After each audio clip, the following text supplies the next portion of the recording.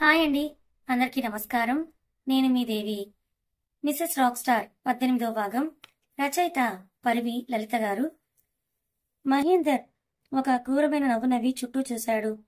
అక్కడ గార్డెన్లో పనిచేస్తున్న పని వాళ్ళలో ఒకరిని యువతలికి వచ్చేలా చేసి అతను తన మాట వినేలా వశీకరణం చేశాడు. అప్పుడు అతని కళ్ళు ఆకుపచ్చ రంగులో ఉన్నాయి. నేను నీ గురువుని, నేను చెప్పింది చేయటం నీ పని, శిష్యుడుగా అనే మాటలు వినిపించాయి. దాంతో అతను నేనేం చేయాలని అడిగాడు వినయంగా చేతులు జోడించి. అదిగో ఆ గుమ్మం పైన ఉన్న ఆ యంత్రాన్ని తీసి అవతల పారేయాలన్నాడు మహేందర్. అట్టాగే అని అతను గుమ్మం దగ్గరికి వెళ్లి పైన ఉన్న యంత్రాన్ని తీయబోతుంటే అప్పుడే అటు వచ్చిన స్వేదిని అతన్ని చూసి ఏం చేస్తున్నావు నువ్వు అని అడిగింది. స్వేదిని మాటలకి అతను కోపంగా చూస్తూ అది ఇక్కడ పూజ ఉంటే దులుపుతున్నాను అమ్మాయి గారు అనేసరికి సరే సరే అని అవును నువ్వు ఎందుకలా ఉన్నావు, నీ కళ్ళేంటి ఏదోలా ఉన్నాయన్నది. అది కాస్త ఒంట్లో నలతగా ఉందమ్మా అన్నాడు. అవునా, మరి అలాంటప్పుడు దుమ్ములో ఎందుకు వెళ్ళు అని అక్కడి నుంచి వెళ్ళిపోయి పంపించేసింది స్వేదిని. తను వెళ్ళాక అతను ఆ గుమ్మంపై ఉన్న యంత్రం తీసి అవతల పారేశాడు. అది చూసి యవన్ వాళ్ళు నవ్వుతూ వారి శక్తితో అక్కడ యంత్రం లేదని ఎవరికి తెలియకుండా ఉండటానికి భస్మంతో ఒక యంత్రం సృష్టించి యథావిధిగా అక్కడ యంత్రం ఉండేలా చేసి వాళ్ళు గుమ్మం వంక చూశారు. తర్వాత వారిద్దరూ నవ్వుతూ లోపలికి ప్రవేశించారు. వాళ్ళు లోపలికి ప్రవేశిస్తున్నప్పుడు దేవుడి దగ్గర వెలుగుతున్న దీపం కొండెక్కింది. ఫోటోలు ఊగసాగాయి. అదెవరూ గమనించలేదు. అమ్మా మౌన్విత అని అంటూ పిలిచింది జాహ్నవి. కిచెన్ లో ఉన్న మౌని ఆ అత్తయ్య వస్తున్నా అని స్టవ్ ఆఫ్ చేసి చేయి తుడుచుకొని చెప్పండి అత్తయ్య అని వచ్చింది. ఏమీ లేదమ్మా, మా గురువుగారు హిమాలయాల నుండి వచ్చారట, అందుకే ఒకసారి కలిసి వద్దామని. అదీగాక మీ పెళ్ళప్పుడు ఆయన లేరిక్కడ, అందుకే ఆయన గురించి మీకు చెప్పలేదు. మన ఇంట్లో ఏదైనా సమస్య వచ్చినా లేకపోతే వచ్చే అవకాశం ఉన్నా ఆయనే ముందు జాగ్రత్తగా చెప్తారు, పరిష్కారం సహా. నువ్వు స్వేదిని రెడీ అయ్యి రండి, ముగ్గురం కలిసి స్వామీజీ దగ్గరికి వెళ్దామని అన్నారు. ఆ సరే అత్తయ్య అని లోపలికి వెళ్ళింది. కాసేపటికి స్వేదిని మౌన్విత రెడీ అయి వచ్చారు. ముగ్గురు కలిసి బయటకు వస్తుంటే గుమ్మం పైన ఉన్న గుమ్మడికాయ కింద పడింది. అది చూసి అయ్యో ఇదేంటి, శుభవాన్ని స్వామీజీని కలవడానికి వెళ్తుంటే ఇలా జరిగింది అని అంటూ బాధపడింది జాహ్నవి. అబ్బా అమ్మ, తాడేదో లూజ్ అయి పడుతుంది, అందుకే జార్ కింద పడి పగిలింది, దీనికే ఓ ఇదైపోతే ఎలా అన్నది స్వేదిని తేలిగ్గా. నీకు తెలియదే, ఇది అశుభం, ఉండు అని లోపల పూజ గదికి వెళ్ళింది. అక్కడ దృశ్యం చూసి ఆశ్చర్యపోతూ అమ్మా మౌన్వి ఒకసారి పూజ గదిలోకి రా అని గట్టిగా అరిచింది. ఇదేంటి అత్తయ్య అరుస్తున్నారంటూ గబగబా వచ్చిన స్వేదిని మౌన్వితలు పూజ రూంలో దీపం కొండెక్కడం, దేవుడు పటాలన్నీ కూడా చెల్లా చెదురుగా పడుండటం చూసి ఏమైంది అత్తయ్య అని అంటూ వచ్చింది. పూజ రూమ్ ఏంటి ఇలా ఉంది అని అడిగింది షాక్ అవుతూ. మౌన్విత ఏవోనమ్మా, నేను వచ్చేసరికే ఇలా ఉంది, మన ఇంటికేదో అయిందమ్మా, ఇందాక గుమ్మడికాయ కింద పడి ముక్కలైంది, ఇప్పుడు పూజ గదిలో దీపం కొండెక్కి ఇలా నాకెందుకో కీడు జరగబోతోంది అనిపిస్తుందమ్మా, పదండి ముందు ఎలా అయినా స్వామీజీని కలవాలంది. అవునత్తయ్య, నా మనసు కూడా ఎందుకో కీడు శంకిస్తోంది, పదండి అన్నది మౌన్విత. అలా ముగ్గురు పూజ గదిలో నుంచి బయటకు వచ్చి ఆశ్చర్యంతో బిగుసుకుపోయారు. కారణం, ఇల్లంతా గోడలు, ఎక్కడ డోర్స్ లేవు, డోర్స్ ఉండాల్సిన స్థానంలో గోడ ఉంది. అది చూసి అమ్మా ఏంటిది, అసలు బయటకు వెళ్ళడానికి లేకుండా ఈ గోడలు ఎలా వచ్చాయి ఇప్పటికిప్పుడు అనేది స్వేదిని భయంగా. అదే నాకు అర్థం కావటం లేదు, ఏం జరుగుతుంది అసలు అని అన్నది జాహ్నవి భయంగా. మౌన్విత అత్తగారి భుజం మీద చెయ్యి వేసి తన మనసులో భయాన్ని బయటకు కనపడివ్వకుండా భయపడకండి అత్తయ్య, ఏం లేదులే అంటూ స్వేదిని కూడా ధైర్యం చెప్తోంది. కానీ అసలు ఏంటిదంతా అని ఆలోచిస్తూ ఉంది. వారికి తెలియదు ఇది ఎవరి పనో అని. అమ్మ మౌన్వి, మన కుటుంబానికి ఏదో జరగబోతోంది అనిపిస్తోంది, దానికి తోడు ఇలా చిత్ర విచిత్రాలు జరుగుతున్నాయి, ఇప్పుడు మనం ఎలా బయటపడతామో అర్థం కావట్లేదమ్మా అని కంగారు పడింది జాహ్నవి. అత్తయ్య మీరు ఊరుకోండి, ఏం కాదు, బహుశా ఇది మన భ్రమేమో అని అంటూ మనసులో దేవుణ్ణి ప్రార్థించింది. అదే సమయంలో గుడిలో ధ్యానంలో ఉన్న ఒక ఆయన కళ్ళు తెరిచి ఒకరిని పేరు పెట్టి పిలిచారు. ఆయన కాషాయపు వస్త్రాలు ధరించిన ఒక స్వామీజీ. వెంటనే అతని ముందు ప్రత్యక్షమైన ఒక ఆకారం ఆయన చూసి స్వామి మీరేనా నన్ను పిలిచిందని అడిగింది. ఆ ఆకారం, అవును తల్లి, నీవు వెతుకుతున్న వారి జాడ నాకు తెలియను, కానీ నీవు చేయవలసింది ఒకటి ఉన్నది అంటూ ఏదో చెప్పారు ఆయన ఆమెకు. అంతా విన్న ఆకారం అలాగే స్వామి, మీరు చెప్పినట్టు నేను చేస్తానన్నది. ప్రస్తుతం వారి ఇప్పుడు ఆపదలో ఉన్నారు, వారిని రక్షించాలి అనగాని ఆ ఆకారం మాయమైంది. ఇదేంటి ఈ మాయ, ఇప్పుడు మనం ఎలా బయటకు వెళ్ళదంటూ చూస్తున్న మౌన్వి వాళ్లకు ఎటు చూసినా గోడలే కనిపిస్తున్నాయి. మరలా అదే సమయంలో స్వేదిని ఉన్నట్టుండి కళ్ళు తిరిగి పడిపోయింది. అది చూసి అమ్మా స్వేదిని స్వేదిని అని అంటూ కంగారుగా కూతుర్ని పిలుస్తూ అమ్మా మౌన్వి అసలు ఏం జరుగుతుందమ్మా అంటూ భయపడసాగింది. మౌన్విత కూడా ఏం అర్థం కావట్లేదు, ఏం జరుగుతోందని. అప్పుడే అక్కడ ఒక విచిత్రం జరిగింది. ఒక సన్నటి వెలుగు రేఖ ఆ మాయా గోడల్ని చీల్చుకుంటూ లోపలికి రాగానే రాకేష్ ఇల్లంతా యథావిధిగా మారిపోయింది. అది చూసి ఊపిరి పీల్చుకొని అమ్మా మౌనిత, స్వేదిని ముందు హాస్పిటల్ తీసుకుని వెళ్దామని అన్నది జాహ్నవి. ఆ అలాగే అత్తయ్య అంటూ ఇద్దరు కలిసి స్వేదిని హాస్పిటల్కి తీసుకుని వెళ్లారు. డాక్టర్ స్వేదిని చెక్ చేసి వచ్చి కంగారు పడాల్సింది ఏం లేదండి, గుడ్ న్యూస్, షీఈస్ ప్రెగ్నెంట్ అని చెప్పింది డాక్టర్. దాంతో ఓ థ్యాంక్ యూ అంటూ అత్త కూడా ఇద్దరు డాక్టర్కి చెప్పి స్వేదినికి ఈ విషయం చెప్పి విష్ చేశారు. స్వీట్స్ తీసుకుని ఇంటికి వచ్చారు. రాకేష్ వాళ్ళకి ఈ విషయం చెప్పారు. విషయం విన్న గోవిందం ఆనందంతో స్వేదిని ఎత్తుకొని తిప్పుతుంటే, ఒరేయ్ నా చెల్లిని దించరా బాబు, కళ్ళు తిరుగుతాయి, అసలే తను ఒట్టి మనిషి కూడా కాదంటున్న రాకేష్ వైపే గుర్రుగా చూస్తూ స్వేదిని దించి, రే బావా అందుకే కదరా ఈ ఆనందం అంటున్న భర్తతో, ఏవండి నాకు నిజంగానే కళ్ళు తిరుగుతున్నాయంటూ సోఫాలో కూర్చుంది. ఓ సారీ స్వేదిని అంటూ ఫీల్ అవుతున్న గోవిందంతో, రేయ్ నువ్వు ఫీల్ అవ్వకురా బాబు, నీ మొహంలో ఎక్స్ప్రెషన్స్ చూడలేకపోతున్నా అంటున్న రాకేష్ వంక గుర్రుగా చూసింది స్వేదిని. అమ్మా చెల్లెమ్మ, నేను ఈ మొగుడిని ఏం అనలేదే బాబు, అలా చూడకు నన్ను అని రాకేష్ మొహం అదోలా పెట్టేసరికి అందరూ నవ్వేశారు. వీళ్ళని చూస్తున్న మహేందర్ ఎవరిలో రగిలిపోతున్నారు. నాన్న, ఇందాక వీళ్ళని బయటకు వెళ్లకుండా ఆపిన మనని ఏదో శక్తి అడ్డుకుంది. నాకు నచ్చలేదు నాన్న, వీళ్ళ నవ్వులు సంతోషం అస్సలు నచ్చలేదు, నేను ఇలా చూడలేకపోతున్నా అన్నాడు కోపంగా యవన్. అవునరా నాన్న, నాకు నచ్చలేదు, ఈ రాత్రికి వీళ్ళకి చుక్కలు చూపిద్దామన్నాడు మహేందర్. రాత్రికి భోజనాలయ్యాక కిచెన్ లో వాటర్ పడుతున్న మౌన్వితకి మౌన్విత అంటూ ఎవరో పిలిచినట్టు అనిపించింది. వెనక్కి తిరిగి చూస్తే అక్కడ ఎవరూ లేకపోయేసరికి ఏంటిది ఎవరో పిలిచినట్టు అనిపించింది, నా భ్రమేమో లేకపోతే ఆయన పిలుచుకుంటారనుకుంటూ గదిలోకి వెళ్తున్న మౌన్వితకి ఎదురుగా ఏదో నీడ కనిపించడంతో ఎవరిది అంటూ మౌన్విత అరవగా ఆ నీడ మాయమైంది. అటు కళ్ళు మూసుకొని పడుకున్న రాకేష్ కి చెమటగా అనిపించడంతో కళ్ళు తెరిచి ఏంటిది, ఏసీ వేసి ఉండగా ఇంత ఒక్కగా ఉంది అనుకుంటూ చూస్తే ఏసీ ఆఫ్ లో ఉంది. ఓ అనుకుంటూ ఏసీ ఆన్ చేసి పడుకున్నాడు. ఒక నల్లని ఆకారం రాకేష్ గొంతు పట్టుకుని నిలిమేస్తూ ఉంది. నా భర్తని వదులు అంటూ మౌన్వి ప్రతిమాలుతోంది. అయినా ఆ ఆకారం కనికరం లేకుండా వికృతంగా నవ్వుతూ ఇంట్లో ఉన్న అందరినీ ఒక్కొక్కరిని రక్తం వచ్చేట్టు చిత్రహింసలు పెట్టి చంపేసింది. ఆ అని ఒక్కసారి గరుస్తూ లేచి కూర్చున్నాడు రాకేష్. అతని అరుపులకి పక్కన ఉన్న మౌన్విత కూడా లేచి ఏమైందండి అని అడిగింది. ఏం లేదు ఏదో అని చెప్పలేక ఆయాసపడుతున్న భర్త నుదుటి మీద చెమట్లు దుడిచి, మీకేదో పీడకల వచ్చిందనుకుంటా, భయపడకండి అంటూ భర్తకు ధైర్యం చెప్పింది. అటు జాహ్నవి నీలేందర్తో ఉదయం జరిగిన సంఘటన గురించి చెప్పింది. కానీ అదంతా నీ భ్రమ అంటూ కొట్టిపారేశాడు నీలేందర్. మీరేమైనా అనుకోండి, ఇది భ్రమ కాదు, ఏదో జరుగుతోంది మన ఇంట్లో, మనకు తెలియకుండా స్వామీజీని కలవాలి రేపైనా అనుకుంది జాహ్నవి మనసులో. అలా రోజులు గడుస్తున్నాయి కానీ స్వామీజీని కలవడం మాత్రం కుదరలేదు జాహ్నవికి. ఒకరోజు అందరూ కలిసి స్వేదినికి శ్రీమంతం చేయాలని అనుకున్నారు. జాహ్నవి మౌనితతో స్వేదినికి శ్రీమంతం చేయాలని చెప్పింది. అలాగే అత్తయ్య, పంతులు గారిని పిలిపించి మంచి రోజు చూసి చాలా గ్రాండ్ గా చేద్దామని పంతులు గారికి ఫోన్ చేసి తన పనిలో నిమగ్నమైపోయింది. తర్వాత స్వేదిని తన రూమ్ నుండి కిందకు వస్తోంది. కూతురు రావడం గమనించిన జాహ్నవి తన వైపు సంతోషంగా చూస్తూ 5వ నెల రావడంతో పొట్ట కాస్త ముందుకొచ్చి ఎత్తుగా కనిపిస్తోంది.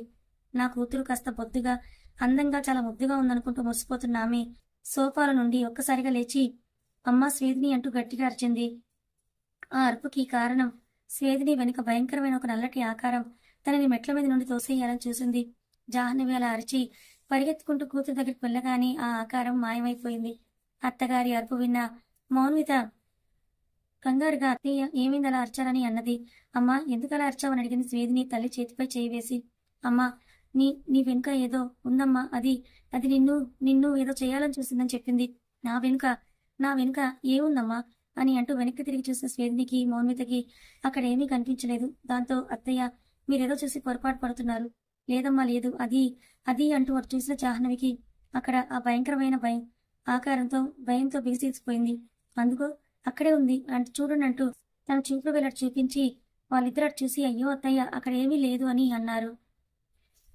అదేంటి నాకు కనిపిస్తోంది, మరి నీకెందుకు కనిపించటం లేదు అని అంటుంటే అప్పుడే వచ్చిన రాకేష్ వాళ్ళు ఏంటి అందరు అలా ఉన్నారని అడిగారు. అది అంటూ జరిగినంత చెప్పింది జాహ్నవి. వాళ్ళ ముగ్గురు నవ్వుతూ ఉండేసరికి మౌన్విత ఎందుకు నవ్వుతున్నారు అత్తయ్య, భయం టెన్షన్ మీకు నవ్వులాటగా ఉందా అన్నది కోపంగా. దాంతో సైలెంట్ అయి జాను నువ్వు ఉదయం ఏదో పీడకలగానే ఉంటావు, ఆ ప్రభావం వల్లే నీకు ఇలా ఏదేదో అనిపిస్తోందని భర్త అనటంతో కోపంగా ఆయన వంక చూస్తుంటే అబ్బా నువ్వు అలా చూడకోయ్, పక్కన పిల్లలున్నారన్నాడు సిగ్గుపడుతూ. అబ్బా మావయ్య మీకు మీరే సాటి, మీరు సిగ్గుపడుతుంటే ఎంత ముద్దొస్తున్నారో తెలుసా అన్నాడు గోవిందం కొంటెగా. రేయ్ తాట తీస్తా, ఎక్కువ మాట్లాడితే. బాగుంది, ఏమన్నా నన్నే అంటారు మీ తండ్రి కొడుకులు అని ఆంటీ మీరు వెళ్ళి కాసేపు రెస్ట్ తీసుకోండి అని అన్నాడు. అవునత్తయ్య మీరు రెస్ట్ తీసుకోండి, రేపు ఉదయం స్వామీజీ దగ్గరికి వెళ్దాం, అక్కడికి వెళ్తే మీ భయాలన్నీ కూడా పోతాయన్నది. ఇంతలో పంతులు గారు రావడంతో అందరూ సైలెంట్ అయ్యారు. ఆయన వచ్చి పంచాంగం తిరిగేసి వేళ్లతో ఏవో లెక్కలు వేసి అమ్మా రేపు ఉదయం 11 గంటలకు మంచి ముహూర్తం ఉంది, ఆ ముహూర్తానికి కనుక శ్రీమంతం చేస్తే పన్నంటి బిడ్డ పుట్టి దోషాలన్నీ పోయి తల్లి బిడ్డ ఇద్దరు కూడా క్షేమంగా ఉంటారు అని చెప్పాడు. పంతులు గారు చెప్పింది విని చాలా సంతోషం పంతులు గారు, తమరు చెప్పినట్టే రేపే శ్రీమంతం జరిపిస్తామని అన్నారు సంతోషంగా అందరూ. తర్వాత మంచిదమ్మా, ఇక నేను వెళ్ళొస్తానని పంతులు గారు వెళ్ళిపోయారు. జాహ్నవి తర్వాత లోపలికి వెళ్ళిపోయింది. స్వేదినికి ఎందుకో అలసటగా అనిపించడంతో గోవిందం తనని రూమ్లోకి తీసుకెళ్లాడు. ప్రసాదం తన రూమ్కి వెళ్ళాడు. నీలందరూ ఫ్రెష్ అవుతా అంటూ వెళ్ళాడు. ఇక రాకేష్ మౌనతులే మిగిలారు.